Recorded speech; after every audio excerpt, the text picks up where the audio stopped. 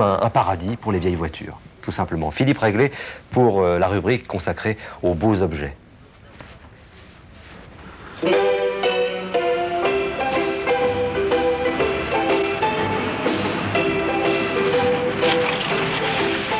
Bonjour, autre époque, autres mœurs, autres moyens aussi peut-être. Je vous invite à me suivre ce matin dans la caverne d'Ali Baba du monde de l'automobile. Venez vous asseoir à côté de moi. Allez, on y va.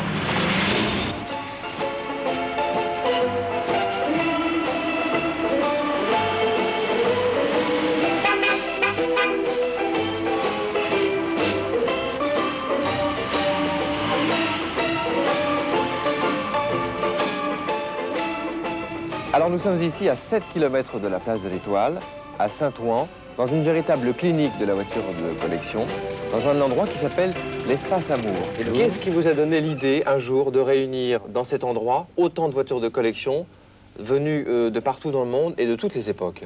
Eh bien, hormis la passion, je vais vous dire que c'est un peu Antenne 2, parce que grâce à l'émission du Journal d'un siècle et la rencontre avec Louis Berriot, Sylvie Genevoix et Gérard Dalmaz, j'ai eu l'idée de développer, en rencontrant des tas de collectionneurs, cet espace qui est destiné à tous ceux qui n'ont pas d'emplacement dans la capitale ou même d'ailleurs en France, pour y mettre en sécurité leur automobile de collection, qu'elle soit ancienne ou moderne. Espace Amour n'est pas un musée à qui appartiennent toutes les voitures qui sont ici. Et vous avez tout à fait raison, ça appartient à des tas de collectionneurs qui se sont groupés, qui se sont réunis, qui sont venus mettre ici leurs véhicules en lieu sûr. Alors vous êtes chargé non seulement de les garder, mais aussi de les entretenir. Voilà, exactement. On assure tout l'entretien que peut attendre un propriétaire, à savoir les lustrages, les lavages, les entretiens de la mécanique, le gonflage des pneus, bref, tout le petit entretien qu'on n'a pas le temps souvent de faire soi-même parce qu'on est très occupé. Alors il y a des voitures qui doivent arriver ici en mauvais état. Je pense par exemple à cette superbe Ford.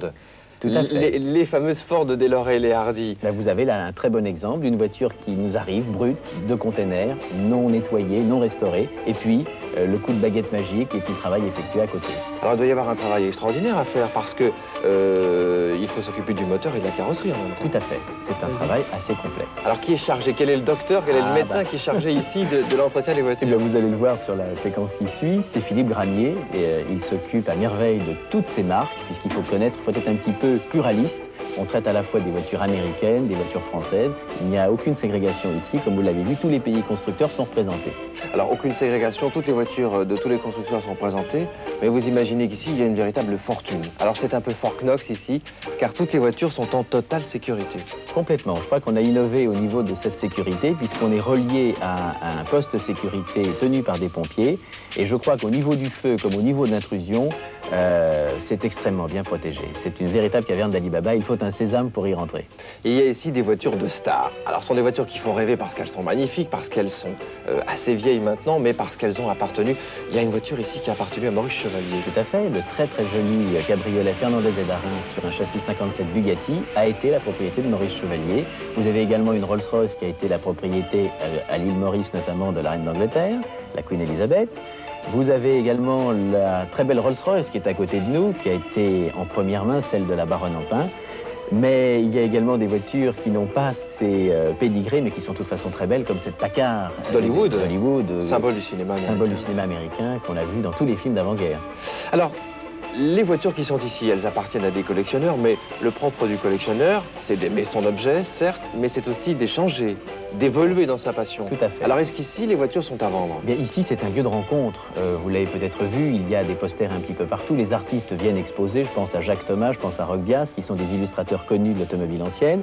Mais également, les gens qui collectionnent les voitures aiment bien parfois changer. C'est une muse, une voiture de collection. Donc, parfois, on s'échange sa muse et puis finalement, on commerce, mais un peu malgré soi. Oui, alors c'est une muse, mais c'est aussi une danseuse, une voiture de collection. Ça doit coûter très cher à l'entretien. Écoutez, il y en a pour toutes les bourses. C'est effectivement une danseuse avec peut-être la différence près, c'est que plus elle vieillit, plus elle prend de la valeur.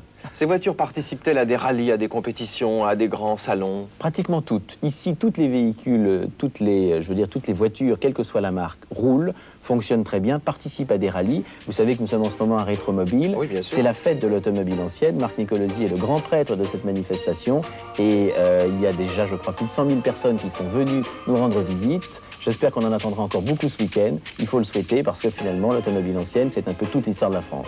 Vous avez ici des Ferrari, alors Ferrari assez récentes, mais aussi Ferrari qui commencent à dater un petit peu. Ah ben bien sûr, Ferrari, je crois que depuis que la mort d'Enzo Ferrari vient hélas de se produire, il y a eu un boom sur cette marque et je pense que Ferrari est en train de devenir ce qu'était Bugatti.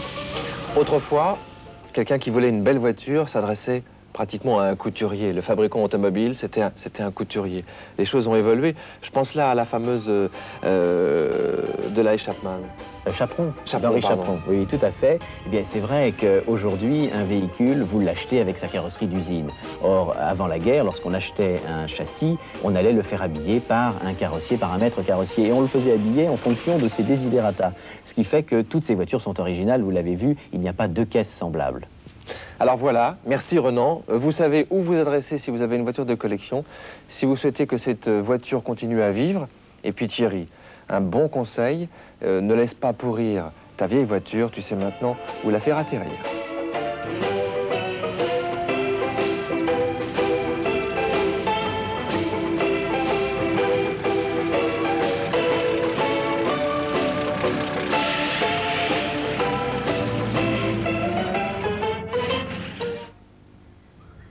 C'était un excellent reportage, Philippe Réglet, qu'on le retrouvera la semaine prochaine. Nous, on va bientôt se quitter. Véronique Rivière, je vais quand même en profiter pour présenter votre 45 tours. Il n'y a pas de raison.